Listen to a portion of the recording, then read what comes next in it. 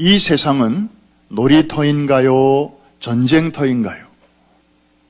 말로만 그렇게 하시지 말고, 자, 놀이터라고 생각하는 분들은 이 세상 내가 이만큼 살았는데 남은 시간을 어떻게 엔조이하며 어떻게 즐기며 살다가 갈까, 이제 그런 생각을 하실 것이고, 이 세상을 영적인 전쟁터라고 성경적인 이해를 하시는 분들은 정말 긴장을 풀 수가 없구나, 언제 어디서 공격이 들어올지 모르니까 내가 지금까지는 하나님의 은혜로 잘 무난하게 살아왔는데 앞으로 더 조심해야 되겠구나, 졸며 그렇게 무장을 해제해서는 안 되겠구나, 주님 앞에 서는 그날까지 늘 깨어 있어야 되겠구나, 그렇게 생각하며 사실 것입니다.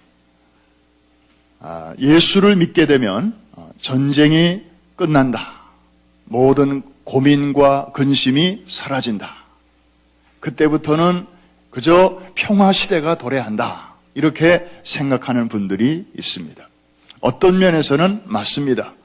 하나님과 원수되었던 관계가 이제 평화로운 관계가 되기 때문에, 하나님과 우리 사이에는 이제 아버지와 자식의 관계이기 때문에 더 이상 싸움이 없습니다. 할렐루야. 그러나 이제 영적 전투가 새롭게 시작이 됩니다. 그것은 바로 어둠의 세상 주관자인 사탄과의 싸움입니다. 전에는 한 편이었기 때문에 갈등이 없었습니다.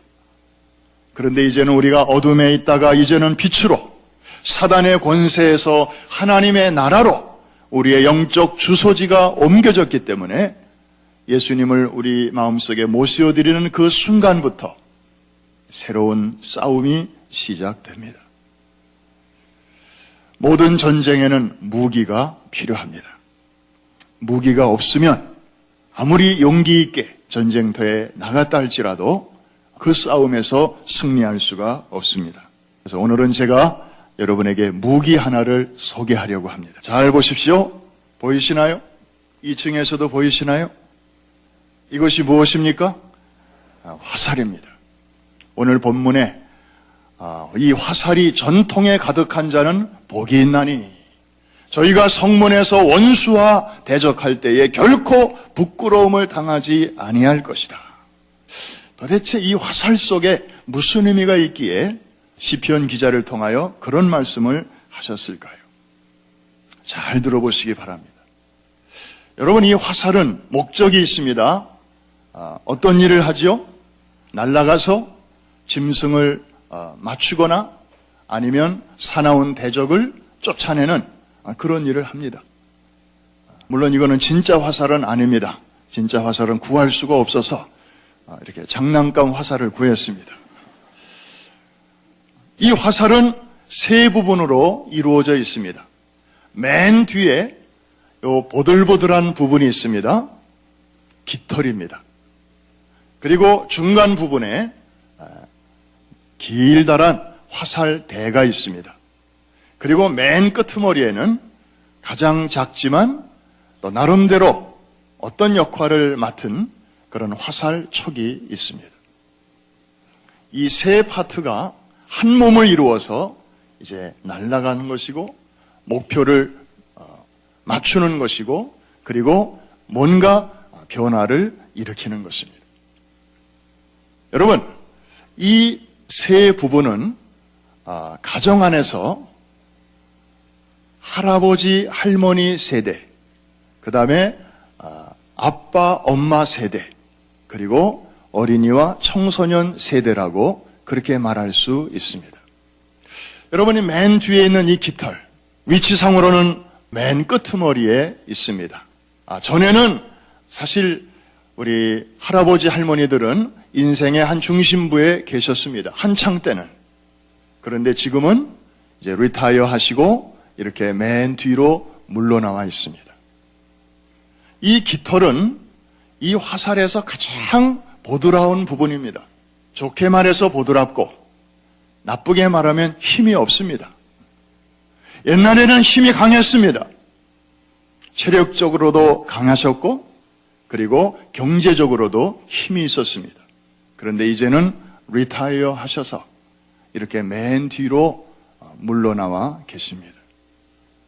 옛날 같지 않습니다. 중심에서 이제는 주변으로 이렇게 위치를 옮기셨습니다. 그런데 이 깃털은 가정에서는 할아버지 할머니요, 교회에서는 이제 우리 시니어에 해당하는 그런 분들인데요. 젊은 세대들이 갖지 못한 것을 이 깃털 세대는 갖고 있습니다. 그것은 바로 지혜라는 것입니다. 인생의 지혜, 그리고 오랜 신앙생활 속에서 터득한 그런 신앙의 지혜가 있습니다. 내가 살아보니까 인생은 이렇게 살아야 되겠더라. 내가 예수를 믿어보니까 너무 이상하게 믿지 말고, 너무 한쪽으로 치우치지 말고 예수는 이렇게 믿어야 되겠더라고. 젊은 세대들에게 해 주실 말씀이 있습니다. 이거는 책을 통한 지혜와 다른 것입니다. 삶을 통하여, 경험을 통하여 체득한 그런 지혜이지요. 그래서 옛말에 어느 마을에서 노인 한 분이 세상을 떠나시면 그것은 도서관 하나가 없어지는 거나 마찬가지다. 한밤중에 애가 아플 때, 약국에도 갈 수 없고 병원에는 더더욱 갈 수 없을 때 우리 할아버지 할머니들은 응급처치 요령을 알고 계세요. 뭐에는 뭘 바르면 좋다. 그래서 그 즉시 된장도 발라주시고 밀가루도 발라주시고 식초도 발라주시고 그러면서 그 위기를 잘 넘기고 그 다음날 약국에 가거나 병원에 갈 수 있도록 그런 그 삶의 지혜를 갖고 계세요. 여러분, 세상은요, 사회는 이 연세 드신 분들을 별로 그렇게 존중하지 않는 것 같습니다. 회사만 해도 일정 연령이 딱 넘어가면 수고하셨습니다. 좀 쉬시죠. 그러면서 명예퇴직을 권고하고 그리고 책상을 옮겨버리기도 합니다. 그런데요, 여러분, 이 화살에서 깃털이 맨 뒤에 있다고 해서 가장 힘이 없고 부드러운 부분이라고 해서 이것을 잘라버리면 이 화살이 어떻게 될까요? 목표를 향해서 날아갈 때 아마 똑바로 날아가지 못할 것입니다. 춤을 추며 날아갈 것입니다. 이 깃털은 지혜가 있음으로 인해서 이 화살에 방향을 제시해 줍니다. 뒤에서 방향을 잡아주는 것입니다. 그래서 바람도 뚫고 그리고 목표물 향하여 똑바로 잘 날아갈 수 있도록 뒤에서 이제 코치해 주는 것입니다. 우리 교회 안에 있는 어른들, 또 가정 안에 있는 우리 연세 많으신 그 시니어들을 우리가 여전히 공경하고 여전히 또 존경해야 하는 이유가 바로 여기에 있는 것입니다. 이해가 되시는 분들만 아멘. 그 다음에 두 번째 부분이 있습니다. 가장 긴 부분이죠. 여기는 가정으로 말하면 엄마, 아빠, 교회로 말하면 이제 젊은 부부들입니다. 이제 자녀를 키우는 그런 부부들, 그리고 앞으로 곧 결혼해서 가정을 이룰 청년들을 포함한 세대가 바로 이 중간 세대가 되겠습니다. 이 대에는 힘이 있습니다. 이것이 화살에 힘을 실어줍니다. 이것이 길수록 멀리까지 날아갈 수 있습니다. 마찬가지로 이 젊은 세대들은 육체적으로도 여전히 건강이 있어서 일할 수 있고요, 돈을 벌 수 있습니다. 그래서 가족을 부양할 수 있습니다. 가정마다 이 세대가 건강해야 그 가정이 튼튼합니다. 교회마다 이 중간 세대가 튼튼해야 저들이 곳곳에 저 기둥들처럼 주의 몸된 교회를 든든히 받쳐가면서 이제 하나님께서 분부하신 일들을 힘차게 해 나갈 수가 있습니다. 우리 교회만 해도 정말 많은 사람들이 이 중간 세대를 이루고 있어서 이 거대한 항공모함 구석구석에 금년 새 회기년도에도 많은 일꾼들이 이렇게 자기 위치를 정하고 그곳에서 큰 일이든 작은 일이든 성실하게 잘 감당하고 계시기 때문에 우리 교회가 지금까지도 평안했고 앞으로도 하나님께서 부탁하시는 귀한 사역들을 넉넉히 잘 감당하게 될 줄로 믿습니다. 마지막 세 번째, 이 끄트머리에 있는 부분이죠. 화살촉입니다. 이 화살촉은 이 세 부분 중에서 가장 작은 부분입니다. 멀리서는 잘 보이지도 않습니다. 그런데 이 화살촉은 역할이 있습니다. 목표물에 이 화살이 같이 이렇게 날아가는 것이지만 제일 먼저 그 목표물에 접촉하는 것이 바로 화살입니다. 깃털도 아니고 대도 아니고 바로 이 촉입니다. 그리고 이제 뚫고 들어갑니다. 그리고는 뭔가 변화를 만들어내는 것입니다. 이 화살촉은 가정으로 말하면 우리 어린아이들입니다. 교회로 말하면 어린이와 청소년들입니다. 우리가 말하는 선교 개념으로 말하면 이들이야말로 414 윈도우 세대입니다. 가장 어리지요. 가장 작습니다. 그러나 굉장히 중요한 역할을 갖고 있습니다. 주류 사회 속으로 들어가고 그리고 이제 복음을 아직 알지 못하는 사람들을 향하여 날아가서 맨 처음에 컨택을 하고 그 다음에 스며들어가고 그러면서 변화를 만들어내는 것입니다. 참 이렇게 보면 이 작은 화살 속에 각 부분이 저마다의 역할을 갖고 있습니다. 우리는 이 화살을 통해서 몇 가지 중요한 하나님의 음성을 듣게 됩니다. 첫째로는 이것이 절대로 서로 뚝뚝 떨어져서는 아무 일도 할 수 없다는 것입니다. 깃털 없이 제대로 날아갈 수가 없고요. 깃대 없이 목표물에까지 갈 수가 없습니다. 그리고 설령 잘 갔다 할지라도 이 화살촉이 없거나 무뎌져 있으면 우리가 원하는 변화를 만들어낼 수가 없습니다. One body, 하나로 움직여야 되고 그리고 절대로 이것이 구별은 있지만 분리가 되어서는 안 됩니다.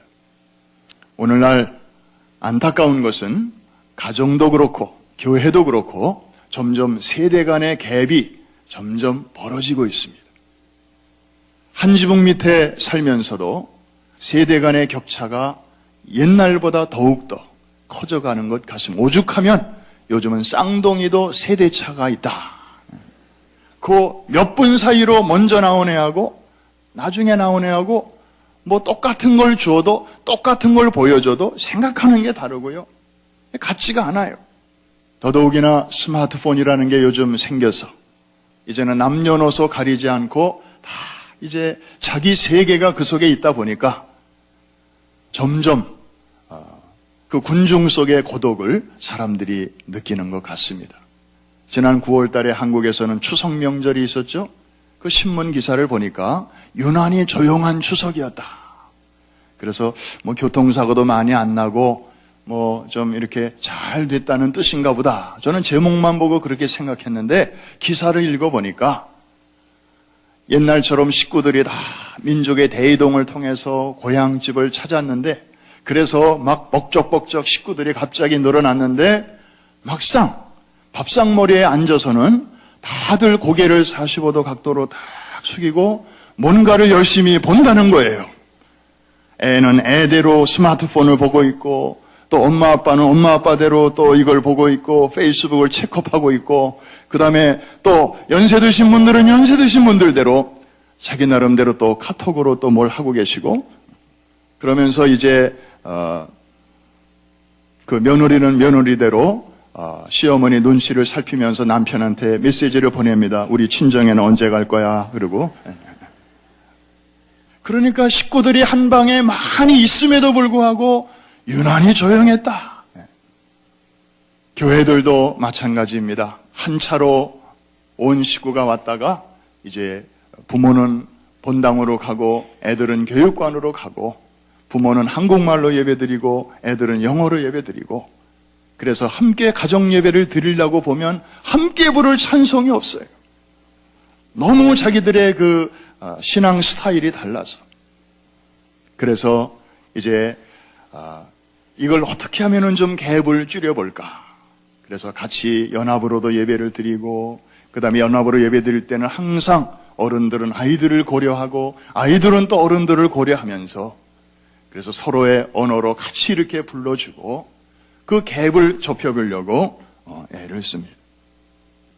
서로의 역할에 구별은 있지만 분리가 있어서는 안 됩니다. 또 하나 이 화살을 통해서 하나님께서 우리에게 말씀해 주시는 중요한 교훈이 있습니다.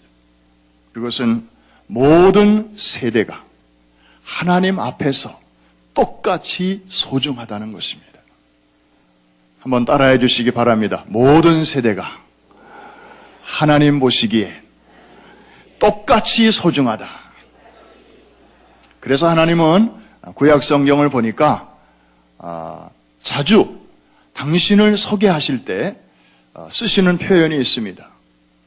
나는 아브라함의 하나님이요 이삭의 하나님이요 야곱의 하나님이라. 너희를 애굽 땅 종되었던 곳에서 건져낸 여호와로라.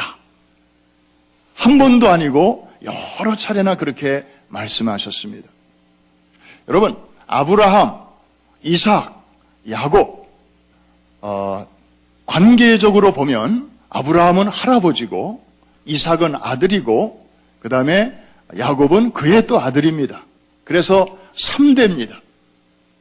근데 하나님은 어느 한 세대만의 하나님이라 이렇게 소개하지 아니하시고 꼭 그 3세대를 같이 언급하십니다.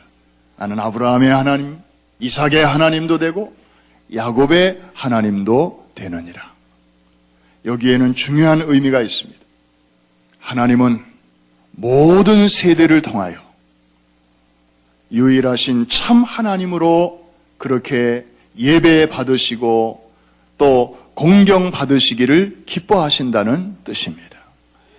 어느 한 세대를 통해서만 영광을 받으시는 거로 만족하실 수 있는 분이 아닙니다. 죄로 말미암아 하나님의 주인 되심을 망각하고 이제는 스스로가 주인이라고 착각하면서 살아가는 이 땅의 많은 사람들로부터 사단의 속임수에서 깨어나서 아까 우리 찬양한 것처럼 우리 주님은 이 도시의 주인이시다.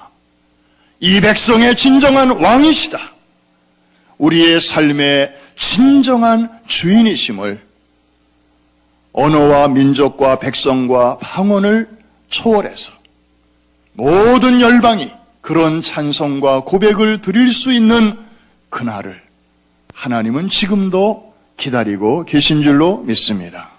그래서 우리가 가까이는 전도를 하고 더 멀리는 타문화권에 있는 분들에게까지 선교하려고 이렇게 애를 쓰는 거 아닙니까? 잃어버린 주인을 다시 찾아주기 위해서. 내가 주인이 아니라 진정한 주인이 누구신가를 저들에게 알게 함으로 본래 가졌던 그 하나님께서 저들을 축복하시고 우리는 그 하나님을 경배하는 이런 복된 관계를 다시 회복시켜주기 위해서 예수님께서 이 땅에 오셨고 우리에게 이 복음을 부탁하신 것입니다.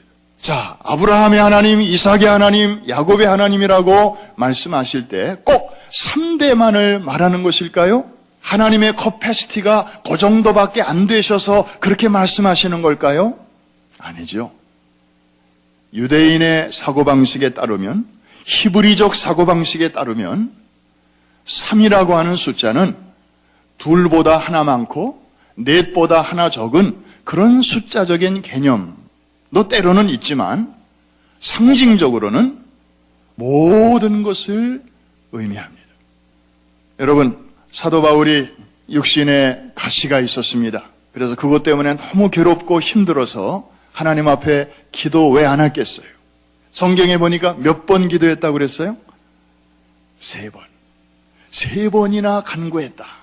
이게 꼭 2번보다 하나 많고 4번보다 하나 부족한 그런 삶이겠습니까? 할 만큼 했다는 거예요. 기도할 만큼 기도했다는 거죠. 더 이상 기도할 수 없을 만큼 하나님 앞에 몸부림치며 주여 내 육체의 이 가시를 좀 빼주시옵소서. 그러면 내가 훨훨 날아다니면서 부탁하신 복음을 더 잘 전할 수 있겠나이다. 얼마나 기도했겠습니까? 오늘 아름다운 첼로 연주를 해주신 우리 자매님도 젊어서 아름다운 꿈을 가지고 유학을 준비하는 가운데 뜻하지 않은 그런 교통사고를 만났을 때 우리가 당해보지 않아서 그렇지 얼마나 하나님 앞에 몸부림치며 울며 밤을 하얗게 지새우는 그런 시간들이 얼마나 많았겠습니까? 사도 바울도 그런 시간이 있었다는 겁니다. 3번씩이나 기도했다. 그런데 하나님께서 이상하게 그 일만큼은 그냥 그대로 두시고 그러면서 이제 그 일의 의미를 설명해 주시죠. 바울이 하나님이 나로 하여금 너무 자고하지 않게 하시려고 나를 이렇게 이것으로 꼭 누르시는구나. 내 인생의 자동차에 이렇게 브레이크 장치를 설치해 주셨구나. 이것마저 없으면 그저 내가 원하는 대로 막 다니다가 여기 들이받고 저기 들이받고 할까봐 하나님께서 고차원적인 섭리 가운데서 나에게 이런 시스템을 매달아 놓으셨구나.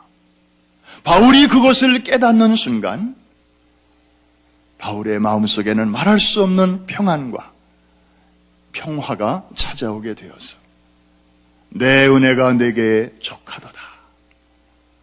아름다운 감사의 고백이 나오게 되었습니다. 사랑하는 성도 여러분, 하나님은 이렇게 모든 세대, 지나간 세대를 포함하고 앞으로 오게 될 세대를 포함해서 모든 세대들로 하여금 하나님을 백성의 주인이라고, 이 민족의 진정한 주인이라고, 그리고 우리의 삶의 진정한 주인이시라고 그런 고백을 받으시기를 기뻐하시는 줄로 믿습니다. 우리 세대가 열심히 믿는 것으로 끝나면 안 됩니다. 우리의 다음 세대에도 그렇게 할 수 있도록, 아니 우리보다 더 잘 하나님을 섬길 수 있도록 우리가 도와줘야 돼요. 갓난아이 세대들이 성장했을 때 저들이 우리가 한 일보다 더 위대한 일들을 이루어드릴 수 있도록 우리가 저들을 잘 이끌어 줘야 되는 것입니다. 한번 따라해 주시기 바랍니다. 나는 아브라함의 하나님, 이삭의 하나님, 야곱의 하나님이라. 이렇게 고백하시는 여러분들은 여러분의 가정에서나 우리 교회에서 이 셋 중에 어느 한쪽에 다 속하실 것입니다. 연세 드신 분들은 아브라함 쪽에 속하시고, 이제 젊은 부부들은 그 이삭에 속하실 것이고, 그 다음에 우리 청소년들과 어린 세대들은 야곱에 속할 것입니다. 하나님은 모든 세대를 통하여 이렇게 영광을 받으시기를 기뻐하시고, 우리 속에 있는 이 믿음을 다음 세대에까지 전해줘야 할 책임이 바로 우리에게 있음을 일깨워 주시는 말씀입니다. 그런데 다시 말씀드리지만 이 화살촉 세대는 맨 앞에 있지만 혼자서는 아무것도 할 수 없습니다. 뒤에 있는 이 대화, 깃털이 도와줘야 됩니다. 한국 초기에 이민 역사를 읽다 보면 참 감동적인 사건이 군데군데 있음을 알 수가 있습니다. 1937년과 38년 이 2해 동안에 구소련 땅에서는 스탈린의 명령에 의해서 여러 소수민족들이 극동지방에서 저 중앙아시아 쪽으로 강제 이주되었습니다. 이주 사유는 그 당시 러시아와 일본이 서로 전쟁 관계에 있었는데 이 극동지역에 일본인들의 간첩 활동을 막기 위해서였는데 외모가 우리 한국 사람이 일본 사람과 비슷하게 생겼잖아요. 그래서 이제 우리를 같이 섞여 살면 한국 사람인지 일본 사람인지 이게 러시아 사람들이 볼 때는 식별이 어려우니까 아예 그냥 조선 사람들을 다 저 중앙아시아 쪽에 허허벌판으로 이제 이주를 시켰던 것입니다. 그 당시에 시베리아 횡단철도를 이용했습니다. 기차라는 게 말이 기차지 객실을 이용한 게 아니고 화차, 화물들을 실는 그 공간에다가 이제 한국 사람들도 집어넣고 또 여러 소수민족들을 집어넣는데 정원을 태운 게 아닙니다. 그냥 들어갈 수 있는 대로 꾸겨서 사람들을 집어넣습니다. 유리창도 하나 없고 또 쇠로 철로 만들어진 화차리지 그 화차 칸이지만 너무나 오래되고 삭고 낡아서 곳곳에 구멍이 뻥뻥 뚫어졌습니다. 그래서 가만히 있어도 추운데 이 시베리아 추위가 얼마나 춥습니까? 이제 이 기차가 달리기를 시작하면 그 매서운 시베리아 칼바람이 이제 그 벽을 뚫고 들어오고 나중에는 옷을 뚫고 들어옵니다. 그래서 건강한 사람이라도 하루 이틀 달리다 보면 추위와 굶주림을 견디지 못하고 결국에는 얼어 죽습니다. 그야말로 문자 그대로 설국 열차였습니다. 한번 그때 우리의 조상들이 기차를 타고 얼마나 먼 거리를 갔는가 보여주는 지도가 있는데 한번 보여주실까요? 그런 엉성한 기차를 타고 장장 6,000km나 떨어진 저 맨 오른쪽에 보이는 거기가 블라디보스톡, 연해주. 거기서부터 기차가 출발해서 이제 서쪽으로, 북쪽으로 올라가면서 서쪽으로 이동을 합니다. 그래서 지금의 카자흐스탄의 알마티라고 하는 땅에 저들을 내려놓게 됩니다.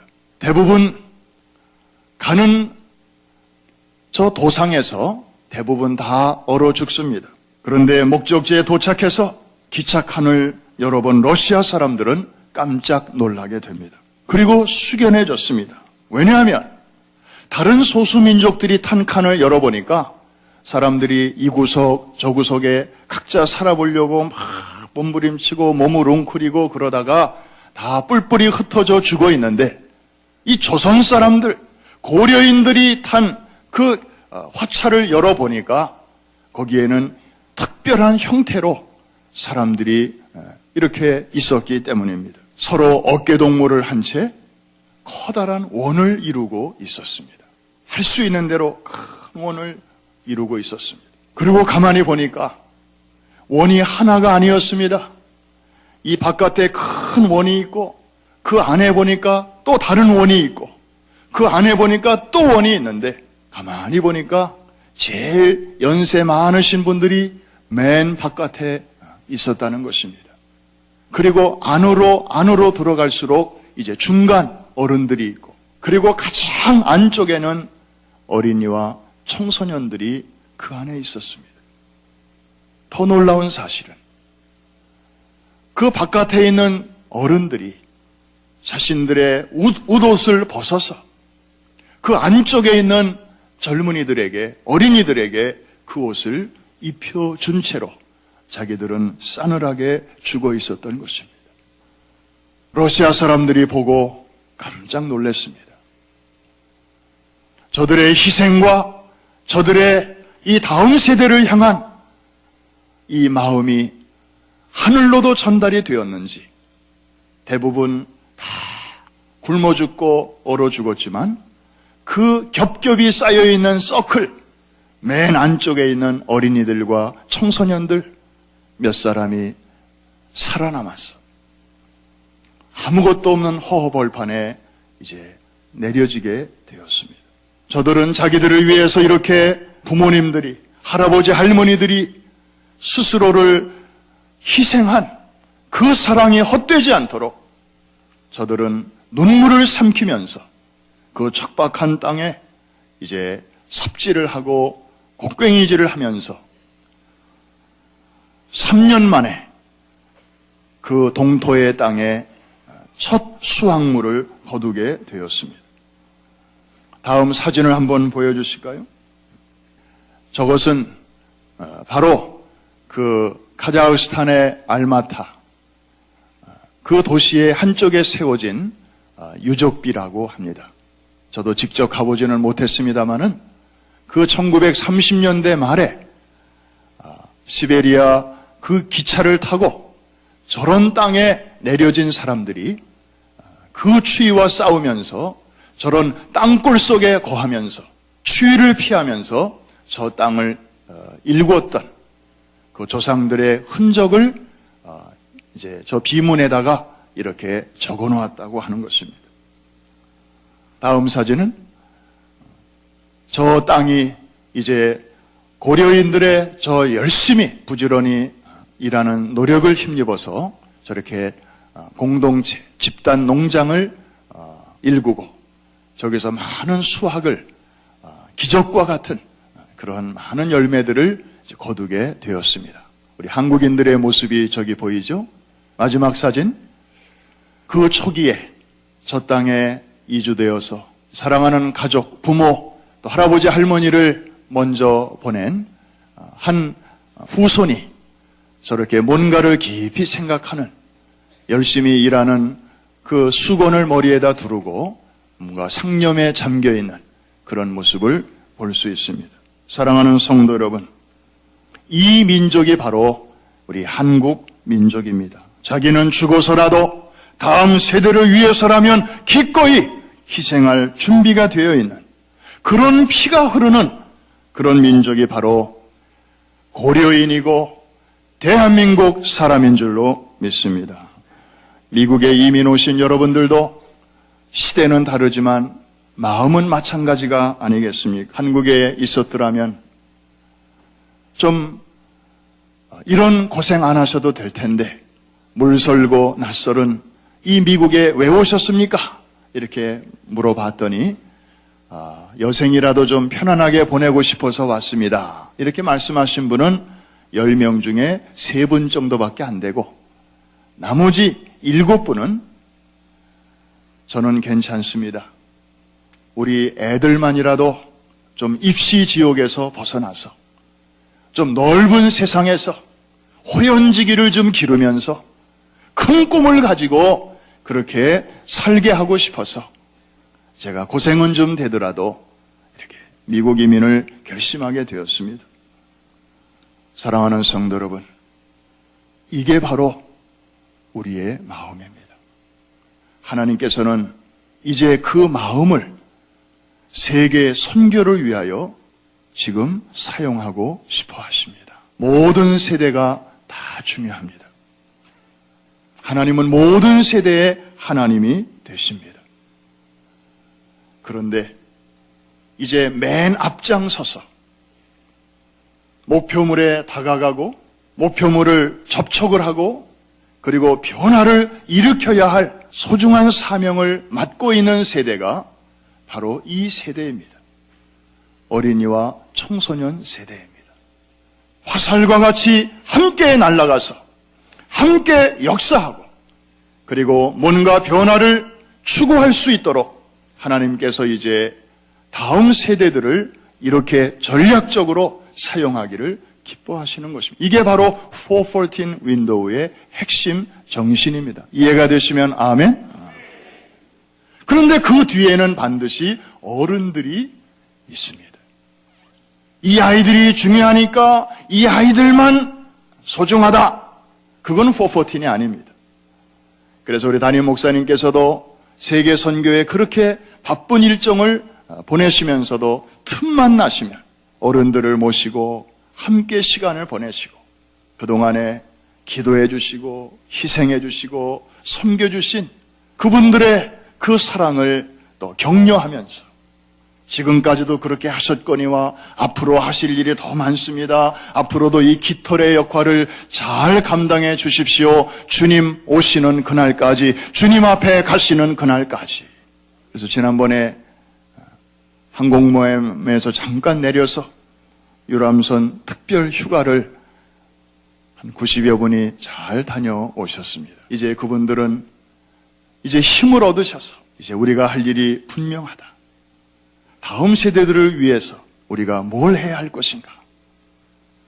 또 다른 꿈과 희망으로 부풀어 계십니다. 이 마음으로 우리는 이제 414 운동을 지금까지 추진해 왔고 이곳에서 2번이나 큰 대회를 유치해서 섬겼습니다. 그리고 축구 선교를 2번이나 했고 이제 내년 초에 또 한 번 나가는 것입니다. 그리고 각 대륙의 각 나라의 뮤지컬 선교를 그리고 에클레시아를 그리고 곳곳에 학교를 세우고 이 빌딩 안에도 13년 전에 사립학교를 세워서 지금 프리-K 3부터 8학년까지 200여 명의 아이들이 차세대의 지도자들로 잘 지금 세워져 가고 있습니다. 화살촉을 준비시키는 과정입니다. 하나님의 비밀병기로 하나님께서 다음 세대들을 사용하실 것입니다. 여러분의 기도와 여러분에게는 반드시 해야 할 사명이 있습니다. 이 땅을 떠나기 전에 여러분이 눈을 감기 전에 완수해야 할 그 몫이 있다는 말씀입니다. 함부로 살 수 없는 우리들입니다. 어영부영 살아서는 안 되는 사람들입니다. 이 세상은 전쟁터입니다. 이 아이들은 혼자 클 수 없습니다.